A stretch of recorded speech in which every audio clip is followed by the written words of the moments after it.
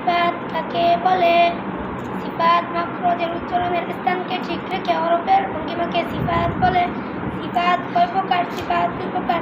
সিফাতে লাজিমা, সিফাতে আরিদা। সিফাতে লাজিমা কয় প্রকার? সিফাতে লাজিমা দুই প্রকার। সিফাতে লাজিমা মুতাদাদ্দা, সিফাতে লাজিমা গায়রি মুতাদাদ্দা। সিফাতে লাজিমা মুতাদাদ্দা কাকে বলে?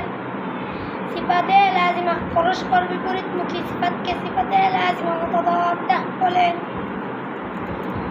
সিফাতে লাজিমা মুতাদাদ্দা ৫ × ১০ বা ১১টি। হামসুন জাহরুন শিদ্দাতুন রাখাওয়াতুন বাইনাহুমা তাওয়াসসুতুন ইস্তিলাউন ইস্তিফালুন ইতবাকুন ইনফিতাহুন ইতলাকুন ইসমাতুন।